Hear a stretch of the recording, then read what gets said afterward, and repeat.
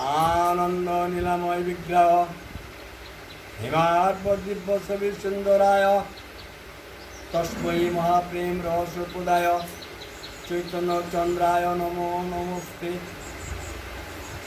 महाप्रसाद जननी सर्व सौभाग्यवर्धिनी आदि वेदी हरि नित्यं तुलसीतं नमस्ते।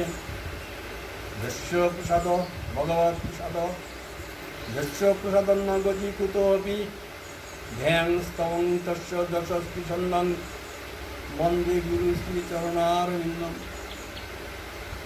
आजनुलम्बितभुजौ कनकवदान्तौ संकीर्तन कवितरो कमलायिताक्षौ विश्वम्भरो द्विजभरो युगधर्मबलौ वन्दे जगत्प्रियकरौ करुणावतारौ वन्दे श्रीकृष्ण चैतन्य नित्यानंद कृपामयी सर्ववतार संभक्त सर्वभक्त जयाष्ट गुरुवी गौरचंद्राय श्री राधिकाय स्तदालय कृष्णाय कृष्ण भक्ताय तद्भक्ताय नमो नमः।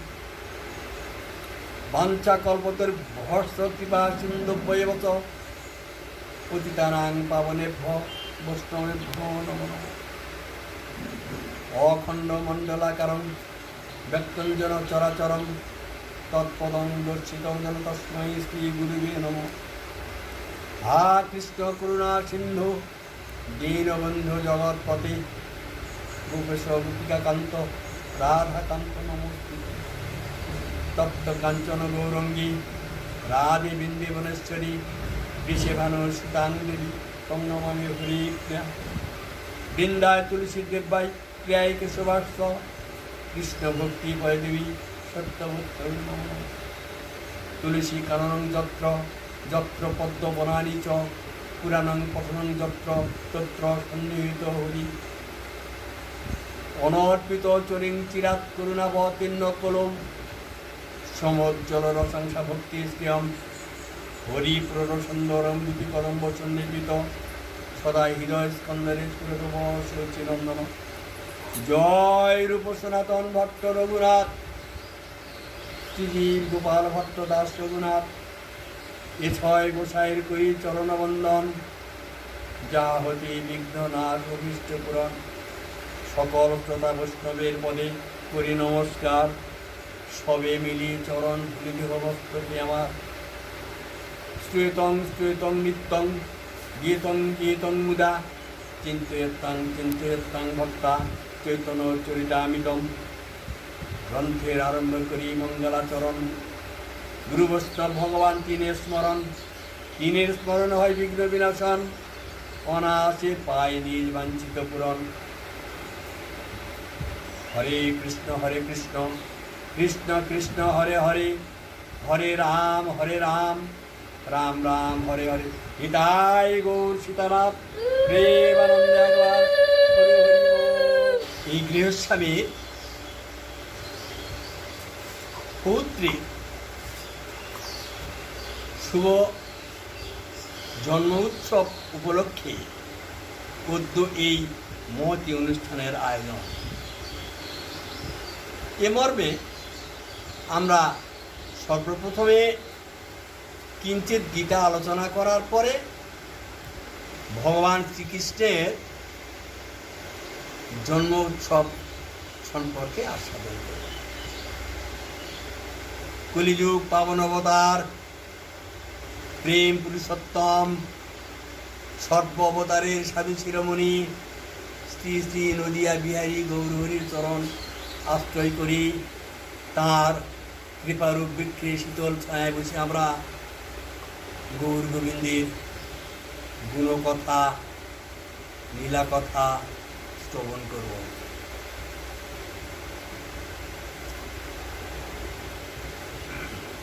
গীতা অনাদিরাদি ভগবানের শ্রীকৃষ্ণের শ্রীমুখের বাণী। এই বাণী কুরুক্ষেত্রের যুদ্ধের মাঠে প্রিয় সখা তার মধ্য পাণ্ডবকে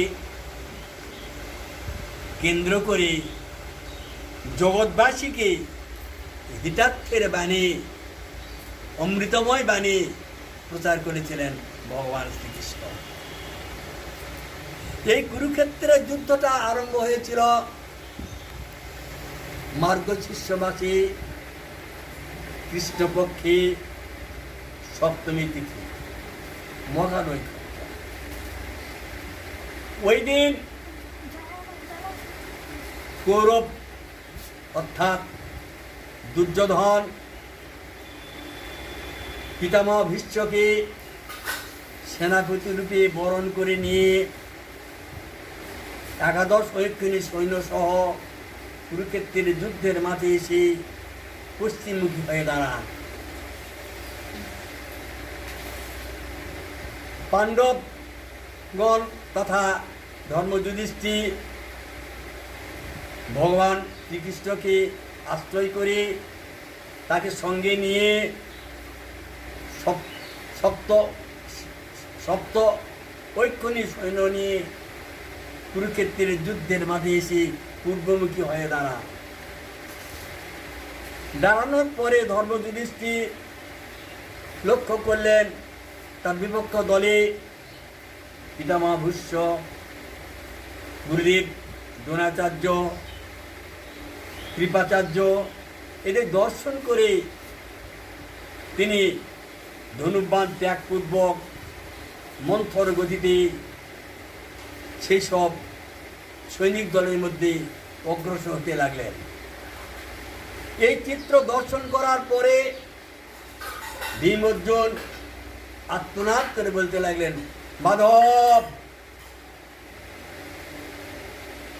জ্যেষ্ঠের নির্বুদ্ধিতার পরিচয় লক্ষ্য করব।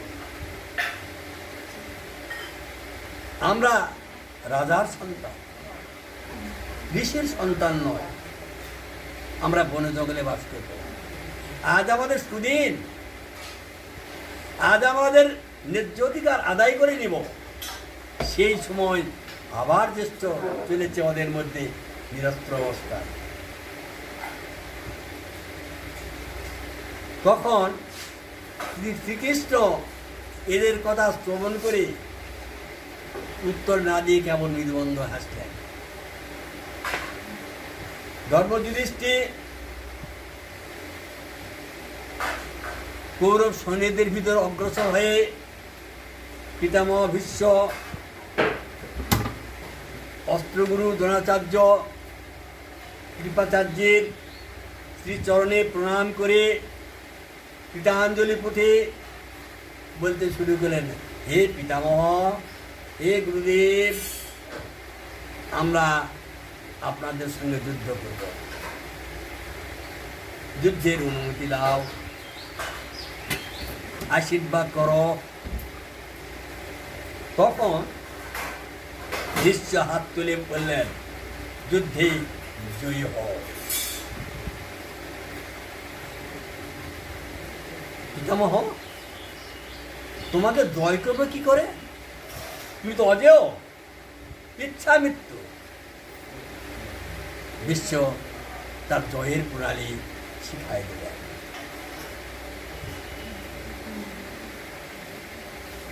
ভীষ্ম আরো বললেন, শত ভীষ্ম, শত দ্রোণ আসে যদি সুরপতি, তথাপি তোমাদের জয়।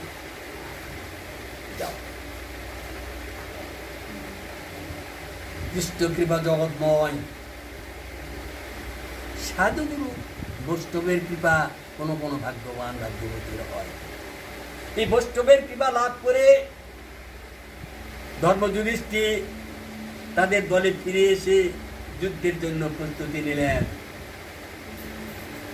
যুদ্ধ আরম্ভ হবে। সেই সময় অর্জুনের বিষয়, যুদ্ধ করবেন না। তিনি প্রকাশ করলেন, ভিক্ষা বৃত্তিতে জীবিকা নির্বাহ করব। আপন জনকে, গুরুজনকে অঙ্গে অস্ত্র নিক্ষেপ করে সম্পদ গ্রহণ করব না। ভগবান শ্রীকৃষ্ণ বিপদে পড়ে গেলেন। বিপদে পড়ে গেলেন কারণ তিনি কুরুক্ষেত্রের মাঠে কুরুবংশকে ধ্বংস করে ধর্ম যুধিষ্ঠিরকে রাজ সিংহাসন দান করবেন, এই উদ্দেশ্যেই তিনি ধরাধামে আবির্ভাব। গীতায় বলেছেন, যদা যদাই ধর্মস্য গ্লানি ভবতি ভারত অভ্যুত্থানাং ধর্মস্য তদর্থনাং সৃজম পরিত্রাণাং সাধনাং বিনাশায় দুষ্কৃতাম ধর্ম সংস্থাপনাত্মায় সম্ভাবানী যুগে যুগে। কিন্তু অর্জুন তো যুদ্ধ করতে চাচ্ছেন না, তাই পুঙ্খানুপুঙ্খরূপী একটার পর একটা করে ধর্মের কাহিনী অর্জুনকে শোনাতে লাগলেন। অর্জুনের কিছুতেই কৃষ্ণের প্রতি বিশ্বাস স্থাপন হচ্ছে না। সেই সময় কৃষ্ণ শেষ কথা বললেন, অর্জুন শোনো, সর্বধর্ম পরিত্যাজ্য মামেকং শরণং ব্রজ অহংকাং সর্ব পাপেভ্য সর্বসীমা। তুমি সব কিছু পরিত্যাগ করো, করে একমাত্র আমার শরণাপন্ন হও, আমি তোমাকে সকল পাপ থেকে উদ্ধার করব, সকল বিপদ থেকে উদ্ধার করব।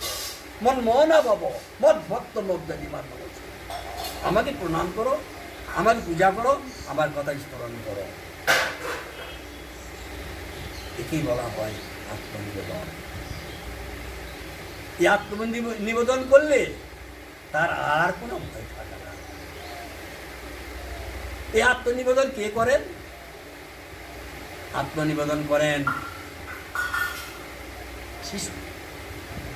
মার কোলে নিদ্রা যায় আর মনে মনে চিন্তা করে, আমি মার কোলে আছি, আমার কোনো ভয় নাই, তাই না? আমার কোনো ভয় নাই, আমি মার কোলে আছি। আর আর কে আত্মনিবেদন করেছিলেন? পঞ্চপাণ্ডব তথা ধর্ম যুধিষ্ঠির। প্রমাণ হলো কুরুক্ষেত্রের যুদ্ধের মাঠে যদি পিতামহ বাণ ছুড়লেন অর্জুনকে বধ করবে, বাণ আগুন ধরাতে ধরাতে চলে যাচ্ছে অর্জুনকে বধ করার জন্য। কৌরব সৈন্যগণ জয়ধ্বনি দিচ্ছে, বিশ্বের জয় হোক, বিশ্বের জয় হোক, বিশ্বের জয় হোক। কেন? অর্জুন মারা যাবে, অর্জুন মারা গেলে আমাদের জয় নিশ্চিত। পাণ্ডব সৈন্যগণ হাহাকার করছে, অর্জুন মরে যাবে, আমাদের কি হবে? সেই জায়গাতে ধর্ম যুধিষ্ঠির অবস্থান করতেছিলেন। নির্বিকার, কোনো উল্লাস নাই, দুঃখ নাই, সুখ নাই, তাপ নেই। কেন? কারণ তার অন্তরে জানে পিতামহ ভীষ্মের বাণ আমার অর্জুনের কোনো ক্ষতি করতে পারবে না, কারণ আমাদের গোবিন্দ আছে।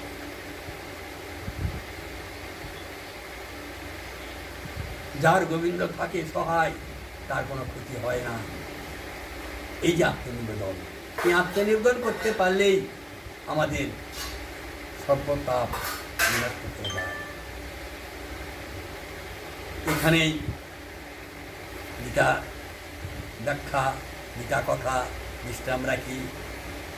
ভাগবতী কথা অল্প শ্রব, গঙ্গা গীতার্থ স্মৃতি সীতা প্রতিব্রতা, ব্রহ্মাবলী ব্রহ্মবিদ্যা ত্রিসন্ধ্যা মুক্তিগেহিনী অর্ধমতা চিতানন্দ ভবগ্নি বাঞ্চি নাচিনী বেদত্রী পরানন্দ তত্ত্বাত্ম জন্মঞ্জলি। হরে কৃষ্ণ কৃষ্ণ কৃষ্ণ হরে হরে, হরে রাম রাম রাম হরে হরে। ব্রহ্ম সাপগ্রস্ত রাজা পরীক্ষিত 7 দিন করোনা হল। এমত অবস্থায় তিনি সমস্ত বিষয় সম্পদ, রাজ সিংহাসন তার জ্যেষ্ঠ পুত্র জনমেজয়ের হাতে অর্পণ করে বৈরাগ্য বেশ অবলম্বন পূর্বক গঙ্গার তটে এসে বলতেন, উদ্দেশ্য এই 7 দিনের মধ্যে এমন কি কর্ম করতে পারলে আমি ভগবত প্রাপ্তি লাভ করতে পারবো। যখন গঙ্গার তটে এসে বসলেন, এই কাহিনী, এই চিত্র, এই কথা রাষ্ট্র হয়ে গেল। সমস্ত প্রজাবৃন্দ মুনি ঋষিগণ জানতে পেলেন, তারা অনুধাবন করলেন মহারাজের কি এমন বৈচিত্র্যময় ভাব আসলো। বৈরাগ্য বেশ ধারণ করলেন। কেন? তারা সকলেই গঙ্গার তটে আসে হাজির হলেন। রাজা পরীক্ষিত সকলকে আসন দানপূর্বক প্রবদ্ধ অবস্থায় কীটাঞ্জলি ফুটি তাদের জিজ্ঞেস করতে লাগলেন, হে বৈষ্ণবগণ, আমার মাত্র 7 দিন পরমায়ু, এমত অবস্থায় আমার করণীয় কি? আপনারা পরামর্শ দিন। এই কথা শ্রবণ করার পরে যে যে পথে বদলাম্বী তারা তেমনিভাবে বলতে শুরু করলেন, মহারাজ দান করেন, যজ্ঞ করেন, কে বলছেন তপস্যা করেন, যে যেভাবে সে সেইভাবে ভাব উদয় হয়ে রাজাকে পরামর্শ দিতে লাগলেন। সেই সময় আদানুলম্বিত ভুজ চিরদিগম্বর পরম বৈষ্ণব সুখদেব গোস্বামী হরিগুণগান কীর্তন করতে করতে মন্থর গতিতে সেখানে এসে উপস্থিত হলেন। সুখদেব গোস্বামীকে দর্শন করে সকলে সাদরে বরণ করে নিয়ে আসন দানপূর্বক তার চরণে প্রার্থনা জানালেন। রাজা পরীক্ষিত, মুনিবর, আমার মাত্র 7 দিন পরমায়ু, এমত অবস্থায় আমার কি করণীয়? সুখদেব গোস্বামী হাতে একটা তালি দিয়ে বললেন, বাহ, সুন্দর প্রশ্ন করেছেন মহারাজ, সুন্দর প্রশ্ন। এরকম প্রশ্নেই কে প্রশ্ন বলে, সুন্দর প্রশ্ন। এ প্রশ্নের উত্তর শ্রবণ করলেই জীব ভবসিন্ধু সাগর হতে উত্তীর্ণ হয়ে যেতে পারে। শোনো, দুর্লভ মনুষ্য জনম পরভাগ্য ফলে হয়, নশ্বর দেহ চিরস্থায়ী নয়, সুদুর্লভ সাধুসঙ্গ বৈষ্ণব দর্শন, অনকালে মিলে কৃষ্ণ প্রেমধন, অসার সংসার মাঝি ক্ষণকাল সাধু সঙ্গী, পবিত্র হয় যে মন কৃষ্ণ কথা প্রসঙ্গে। 7 দিন পরমায়ু, অনেক পরমায়ু। শাস্ত্রে বলে ক্ষণকাল। বৈষ্ণবকে সাধুকে পরশমণি বলে। পরশমণি স্পর্শ পেলে যেমন লৌহ সোনা হয়ে যায়, তেমনি সাধুকে দর্শন করলেই, সাধুর সঙ্গ লাভ করলেই অসাধু সাধু হয়ে যায়। প্রমাণ প্রমাণ হরিদাস ঠাকুর। হরিদাস ঠাকুর ভজন পথে যখন অগ্রসর হয়, তখন বেনাপোলে একটা কুটির স্থাপন করে সেখানে 3 লক্ষ বার নাম জপ করতেন। নাম প্রসারের পরিপ্রেক্ষিতে এলাকায় সমস্ত লোক তার সঙ্গ গ্রহণের অভিলাষী হলেন। সেইখানকার জমিদার রামচন্দ্র খান বললেন, আমার জমিদারিতে আমার সুনাম মানুষ না করে একটা বৈরাগীর সুনাম করে, এটা আমি সহ্য করতে পারি না। তাই তিনি লক্ষ হীরাকে পাঠালেন তার চরিত্র নষ্ট করার জন্য। হীরা সন্ধ্যার প্রাকালে অপরূপ সাজে সজ্জিত অবস্থায় হরিদাসের কুটিরে গিয়ে উপস্থিত হলেন। মিনতি সুরে বললেন, হরিদাস, তোমার মতন সুপুরুষকে দর্শন করে কোন নারীর ধৈর্য ঠিক থাকে? আমার মনের আকাঙ্ক্ষা পূর্ণ করো। হরিদাস তার মনের কথা অনুধাবন করলেন, প্রকাশ করে বললেন, হীরা, ধৈর্য ধরো, আমার সংখ্যা পূরণ হলে তোমার মনস্কামনা পূর্ণ করব। নাম জপ করতে করতে করতে করতে সমস্ত রাত অতীত হয়ে গেল। হীরা যে কর্মের জন্য হরিদাসের কাছে গিয়েছিলেন, সে কোনো দিবালোকে হয় না। তাই বিফল মনোরথে লক্ষ্য হীরায় বিমুখে যখন যাত্রা করলেন, তখন পিছন থেকে হরিদাস ডেকে বলে, হীরা, বুক ভরা আশা নিয়ে আসছিলে রে, তোমার আশা পূরণ করতে পারলাম না, আজকে এসো। এইভাবে তিনি পরপর 3 দিন আসেন।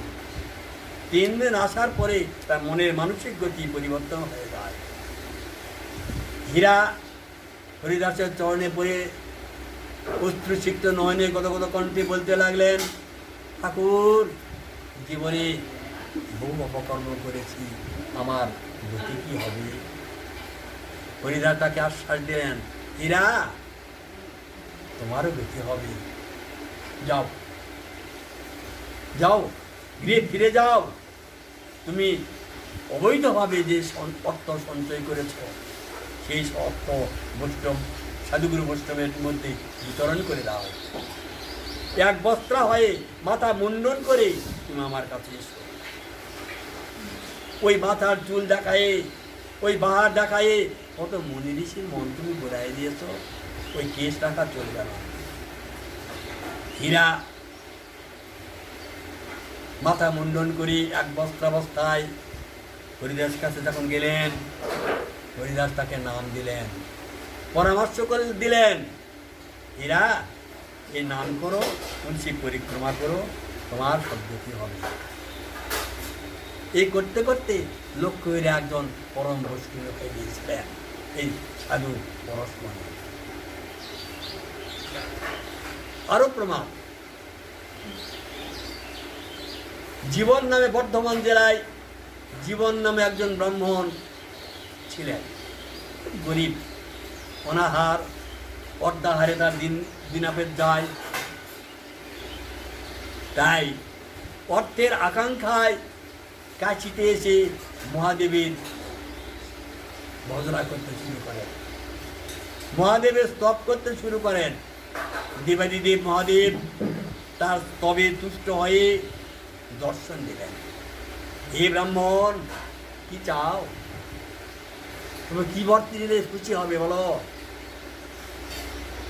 ব্রাহ্মণ বললেন, প্রভু, আমি বড় অভাবী, অর্থং দেখি।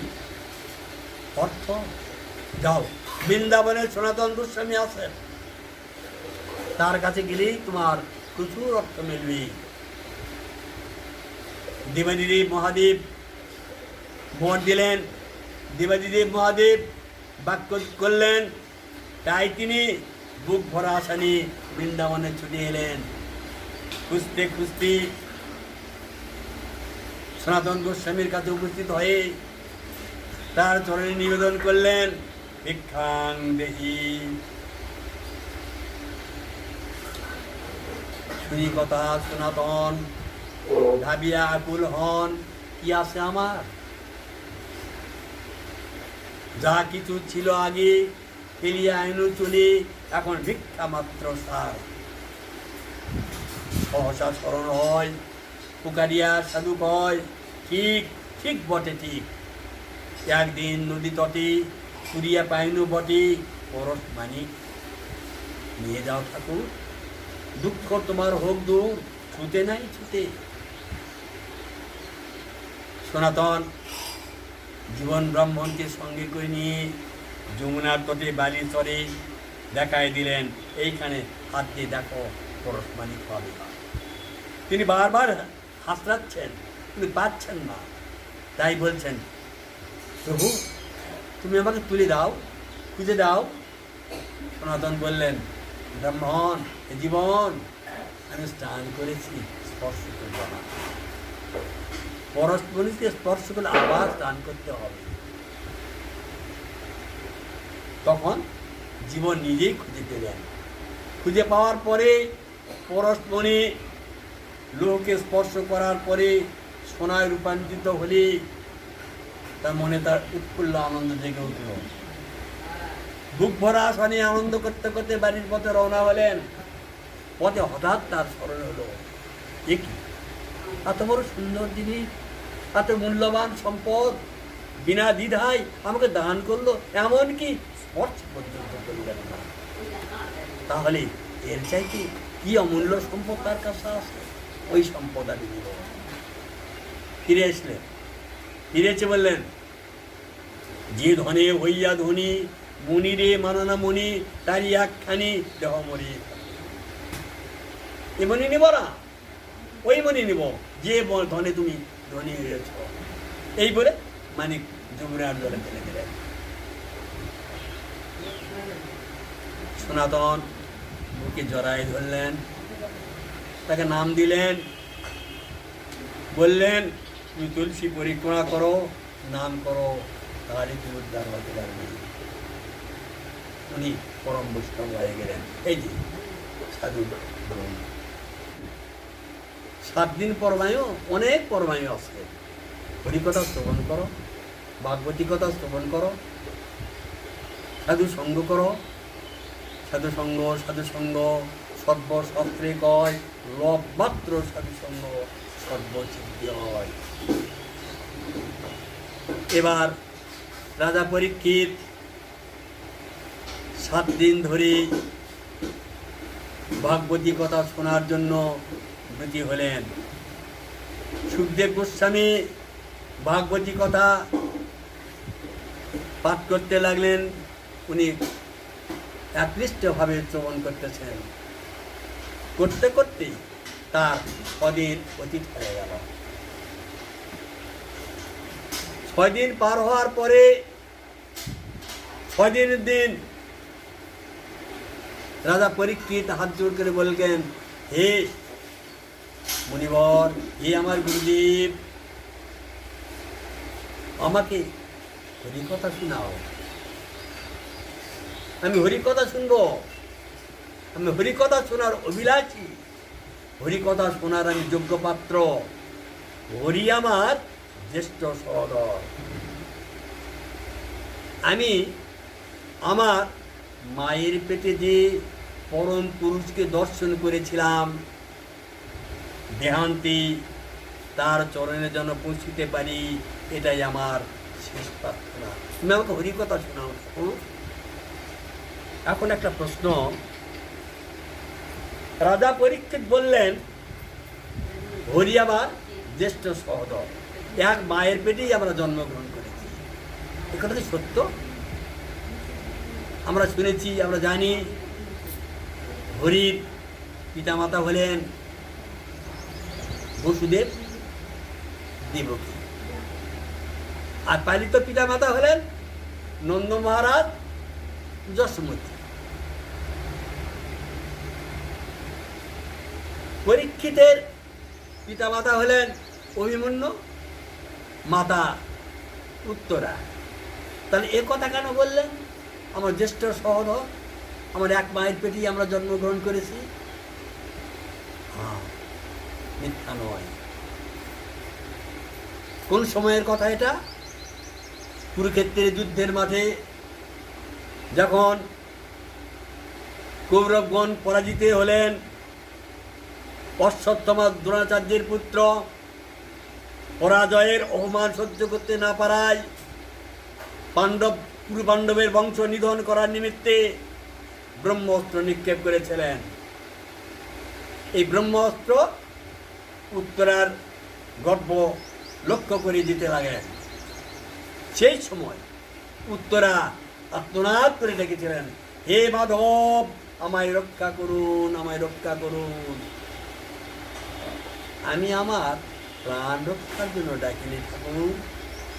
আমার গর্ভে যে কুরু পাণ্ডবের শেষ প্রদীপ্তি আছে, এই প্রদীপ্তি যেন নিভে যায় না। ভগবান শ্রীকৃষ্ণ চিন্তা করলেন, সর্বনাশ, এই বান থেকে তো পরীক্ষিতকে বাঁচানো যাবে না।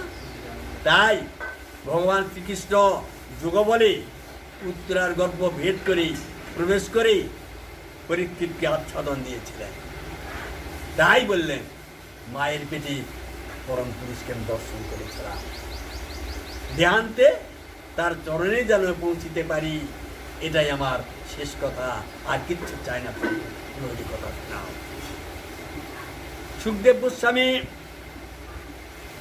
রাজা পরীক্ষিতকে কথা দিলেন, মহারাজ তুমি হরিকথা শোনার যোগ্য পাত্র, হরিকথা শোনার যিনি যোগ্য পাত্র তাকে হরিকথা শোনাতে হয়, তোমাকে আমি হরিকথা শোনাবো, শ্রবণ করো।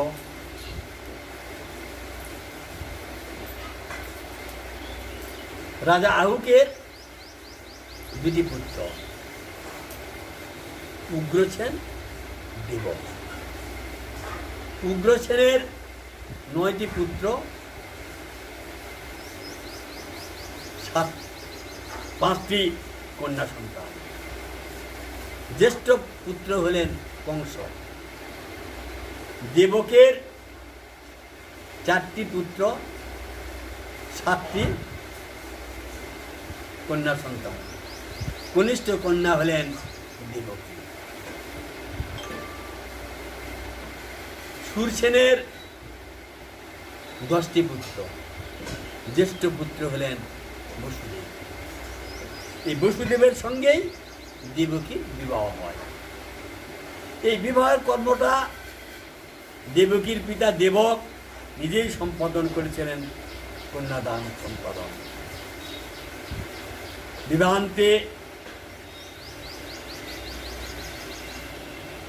কংস দেবকীকে শ্বশুরালয়ে পৌঁছে দেওয়ার জন্য আনন্দ করে রথে উঠায় ঘটা করে চলেছেন। যদিও সহদর ভগ্নী নয়, তথাপি ভালোবাসার টানে পথ চলতে চলতে হঠাৎ এক সময় রাস্তায় দৈববাণী হলো, কংস যাকে এত ঘটা করে নিয়ে চলেছ তার গর্ভের 8ম সন্তান তোমাকে বধ করবে। যেই শোনা সঙ্গে সঙ্গেই হতভম্ব হয়ে গেলেন।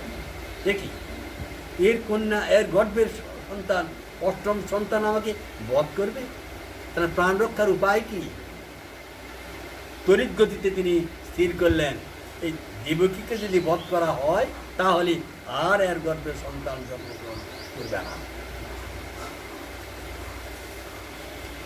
মহাজন বলছেন, কংস যত শ্রী ধ্রবং জন্ম, যত শ্রী ধ্রবং মৃত্যু, ধ্রবং জন্ম মৃত্যু সচ। যে একবার জন্মগ্রহণ করে তাকে মরতে হয়, যে মরে তাকে আবার জন্মগ্রহণ করতে হয়। তুমি মারা যাবে নাকি? শোনো, মহাজন দৃষ্টান্ত দিয়ে বলছেন, একেই বলা হয় আশ্চর্য। যুধিষ্ঠিরকে ধর্মরাজ পরীক্ষা নিমিত্তে জিজ্ঞেস করেছিলেন বকরূপে, কি ব্যাপার, তা কি আশ্চর্য? পদ বলিকারে কোন জন সুখী হয় চরাচরে? যুধিষ্ঠির আশ্চর্যের প্রশ্নের উত্তর দিয়েছিলেন, জীবগণ প্রতিনিয়ত সমন সদনে গমন করিতেছে দেখিয়াও চিরদিন বাঁচিয়া থাকিবে মনে করাটাই আশ্চর্য। দেবকী বধূরূপে স্বামীর ঘর করতে চলেছেন, পথে এরূপ দুর্ঘটনায় উপস্থিত হওয়ায় ফ্যাল করি স্বামীর মুখপানে চায় রইলেন। বসুদেব চোখের ইশারায় অন্তরের কথা বুঝতে পেরে তড়িৎ গতিতে কংসের হাতটি ধরলেন, দাদা নারী বধ মহাপাপ, দাদা করব না। দুইবারই শুনলে না? শুনলাম, কেন করব না? দাদা শোনো দাদা, 100টি শত্রুকে বধ করলে যে পাপ হয়, একটা গো বধ করলে সেই পাপ হয়। 100টি গো বধ করলে যে পাপ হয়, একটা নারী বধ করলে সেই পাপ হয়। 100টি নারী বধ করলে যে পাপ হয়, একটা ব্রাহ্মণ বধ করলে সেই পাপ হয়। 100টি ব্রাহ্মণ বধ করলে যে পাপ হয়, একটা ব্রহ্মচারীকে বধ করলে সেই পাপ হয়। সন্ন্যাসীকে বধ করলে পাপের পরিমাণ নেই, অপরিমিত পাপ সঞ্চয় হয়। তুমি নারীবধ করবে দাদা? করবো না? প্রাণ রক্ষার্থে আমার করণীয়। ও দাদা শোনো দাদা, এর গর্ভের সন্তান বধ করবে এ তো নয়, তাই এর প্রাণ ভিক্ষা আমি যাচ্ছি, আর এর গর্ভে যতগুলো সন্তান হবে আপনার হাতে তুলে দেব দাদা, তুমি বধ করো। একথা শ্রবণ করে তাকে রক্ষা দিলেন, বাঁচাই দিলেন, তবে গৃহে ফিরে যেতে দিলেন না। পুনরায় মথুরায় ফিরে নিয়ে গিয়ে তারা কারাগারে বন্দি করে রাখলেন। এই বন্দি করে রাখলেন যখন, 1 বৎসর পর প্রথম সন্তানটি হলো। বসুদেব কথা দিয়েছিল, তাই সন্তানটিকে কোলে করে নিয়ে কংসের কাছে এসে অশ্রুসিক্ত নয়নে দাঁড়ালেন। কংস জিজ্ঞাসা করলে উত্তর দিলেন, আমি কথা দিয়েছিলাম দাদা, এই যে দেবকীর প্রথম সন্তান। ও তোমরা এত সাধু, তোমরা এত মহৎ, তোমরা এত বাক্য রক্ষা করতে পারো, বসুদেব নিয়ে যাও। এই সন্তানের দ্বারা আবার কোনো ভয় নেই। অষ্টম সন্তান দিল। সন্তানটি নিয়ে ফিরে আসলেন বসুদেব। দেবর্ষিপাদ নারদ চিন্তা করতে লাগলেন, কাজটা ভালো হলো না, কাজটা ভালো হলো না। কংস দেবকীর সন্তানটিকে ফিরায় দিলেন। কংসকে পূর্ণ মাত্রায় পাপে পরিপূর্ণ করতে না পারলে অতি সহজে বধ করা সহজ নয়। আর একটা কথা, যে মার সন্তান ভূমিষ্ঠ হওয়ার সঙ্গে সঙ্গে মারা যায়, সেই মা বৎসরে আবার মা হতে চলে। আর যদি বেঁচে থাকেন, বৎসরে সে আর মা হতে পারেন না। ধরিত্রী পাপের বোঝা লঙ্ঘন করার জন্য দেবর্ষি পারদের অন্তরের কথা যত তাড়াতাড়ি পাপের বোঝা স্মরণ করা যায়। আর একটা কথা, জগতে থেকে মরে না, আত্মা অবিনাশী। বাসাংচি জিন্নানি যথা বিহায় নবানী গৃহ্ণাতি নর পরাণী তথা শরীরানি বিহায় জিন্নানি সংজাতি নবানী দেই। জীর্ণ বস্ত্র যেমন পরিত্যাগ করি আর নতুন বস্ত্র ধারণ করি, তেমনি আত্মা দেহটাকে ত্যাগ করি আবার নতুন একটা কলেবর ধারণ করে। এই ধারণ করাকেই বলা হয়, আমরা ধরে নেই জন্ম, আর ত্যাগ করাকেই ধরে নেই মৃত্যু। আসলে আত্মার জন্ম নেই, মৃত্যু নেই, জরা নেই, বিধি নেই, ক্ষয় নেই, বিনাশ নেই, নিত্য সনাতন বস্তু। তাই দেবর্ষিপাদ নারদ এই কথা বলেছিলেন। দেখতে দেখতে 7টি সন্তান অতীত হয়ে গেল, 6টি সন্তান বধ করলেন। 7ম মাসের গর্ভপাত হলো, জানলেন এবার 8ম গর্ভের সন্তানের পালা। কংসের কারাগারে 8ম গর্ভে গোলকপতি ভগবান শ্রীকৃষ্ণ ভাদ্র মাসের কৃষ্ণপক্ষে 8মী তিথিতে চতুর্ভুজ ধারণপূর্বক ধরাধামে আবির্ভূত হয়েছিলেন। দেবকী দর্শন করলেন নারায়ণ মূর্তি, স্তব করলেন, প্রণাম করলেন। কৃষ্ণ মনে করলেন এই মূর্তিটি এদের ভালোবাসা পাবো না, তাই তিনি মায়ায় আচ্ছাদিত করেই দ্বিভুজ হলেন। মাকে বললেন, মা আমাকে রক্ষা করার দায়িত্ব আমি নিই, আমি যা বলি তোমরা শুনে নাও। তোমরা আমাকে নিয়ে গিয়ে নন্দালয়ে যশোমতীর কোলে রেখে আসো। যশোমতীর কাছে একটা কন্যার সন্তান হয়েছে, সেই কন্যার সন্তানটি এনে এখানে রেখো। তারপরে আমার লীলা তোমরা পরবর্তীতে আচ্ছাদন করো। এইভাবে কংসের কারাগারে ভগবান শ্রীকৃষ্ণের জন্ম হয়। নন্দালয়ে পৌঁছিলে নন্দ মহারাজ পুত্র লাভ করলেন। এই জ্ঞানে বেশ কিছুদিন আনন্দ উৎসব করেছিলেন, দান যৌতুক করলেন, বৈষ্ণবদের সেবা দিলেন। তারপর কংসের কাছে পর দিতে গিয়ে কৃষ্ণের জন্ম সম্পর্কে প্রকাশ পেল। সকল বৈষ্ণবীর ভজন কুশল কামনা করি। আগামীতে আবার যেন আমি আপনাদের মতন ভক্তির সঙ্গ সুখ লাভ করতে পারি, এই বলি আমি আমার ভাগবতী কথা বিশ্রাম দিলাম। হরে কৃষ্ণ।